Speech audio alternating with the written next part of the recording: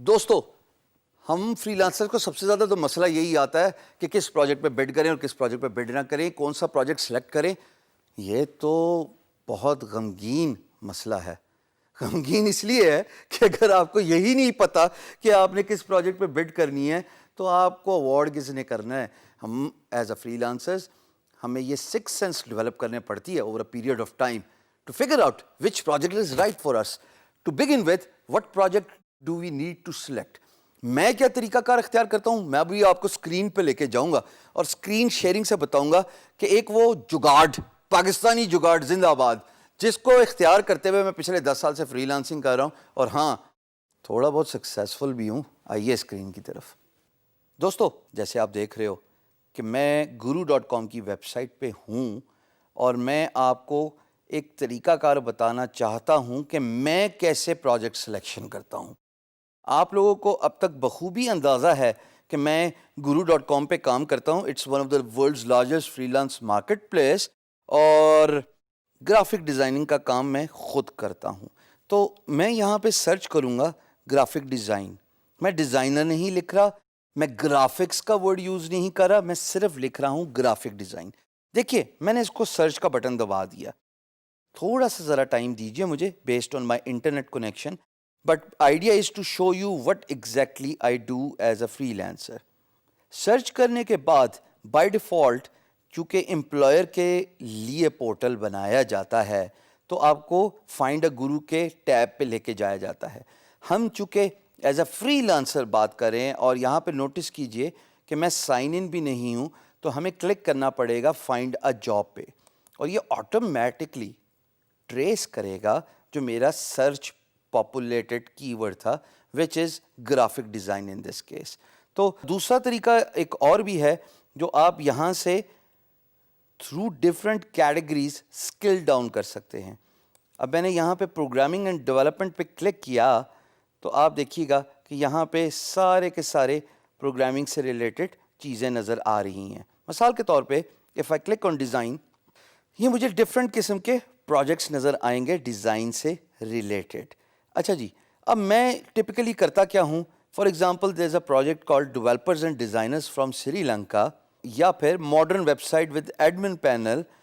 یہاں پہ جناب وہ ڈیزائن ہی کی بات کر رہا ہے۔ اگر میں پہلی لائن پڑھوں، that is more than enough for me to understand projects requirement, کہ client needs a modern well structure design with clean code.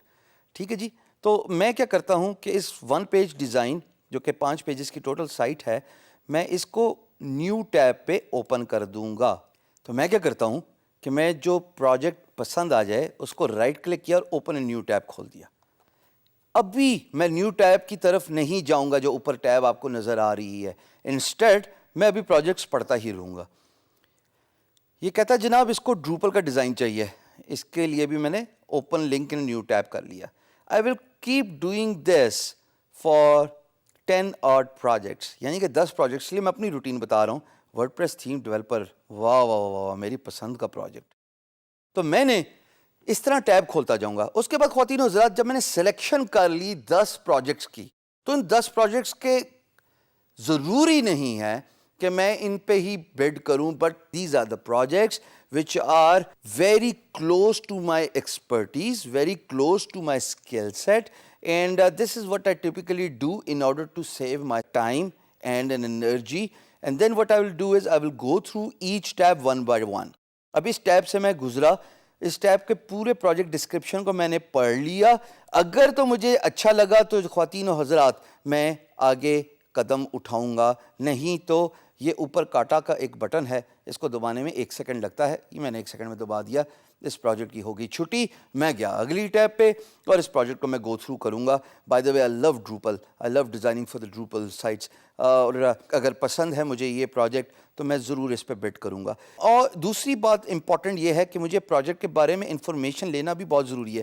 دیکھیے خواتین و حضرات، اگر آپ میری اسکرین پہ 1 سیکنڈ توجہ سے دیکھیں گے تو ان صاحب کا نام ہے ملک اے۔ مجھے اے سے کوئی سروکار نہیں، مجھے یہ ضرور پتا ہے کہ ملک یا تو پاکستانی ہوں گے یا انڈیا سے ان کا تعلق ہوگا اور این ممکن ہے کہ یہ ایکسپیٹ پاکستانی ہو یا این آر آئی ہوں، نان ریزیڈنٹ انڈین، کیونکہ ان کا تعلق یونائٹڈ کنگڈم سے ہے۔ اب دیکھیے یونائٹڈ کنگڈم کا مطلب ہے کہ ان کے پاس پیسے دینے کے لیے ہیں، وہ بات پروف کرتی ہے یہ ٹک۔ اس ٹک کا مطلب ہے کہ ویریفائڈ پیمنٹ میتھڈ، جو آپ میری اسکرین پہ دیکھ رہے ہیں کہ انہوں نے جب پروجیکٹ پوسٹ کیا تھا تو انہوں نے اپنا کریڈٹ کارڈ ویریفائی کرایا۔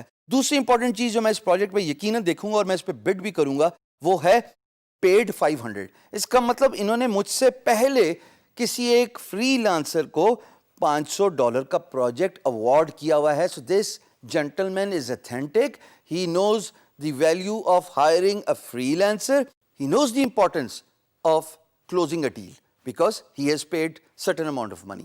خواتین و حضرات، یہ جو میں نے ابھی آپ کو گر بتایا ہے ٹو اتھینٹیکیٹ این امپلائر، یقین جانیے یہ آپ کو وقت کے ساتھ آئے گا، لیکن سونر دا بیٹر۔ ابھی آپ کو جو طریقہ بتا دیا ہے، ہر فری لانس مارکیٹ پلیس پہ یہی طریقہ ہوتا ہے، چاہے اپورک پہ چلے جائیے، چاہے فائور پہ چلے جائیے، چاہے آپ freelancer.com پہ چلے جائیے، چاہے behance.com پہ چلے جائیے، so and so forth.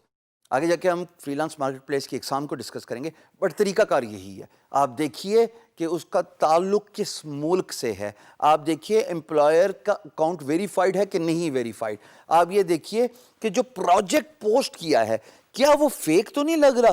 when you get used to it you will be able to understand and differentiate between a fake project and an original project۔ یہ اس طرح کے پروجیکٹ جو ابھی آپ کو میں دکھا رہا تھا، یہ وہ پروجیکٹ ہیں جس پہ آپ کا ٹائم اور انرجی لگنی چاہیے، اس پروجیکٹ پہ بڈ کرنی چاہیے۔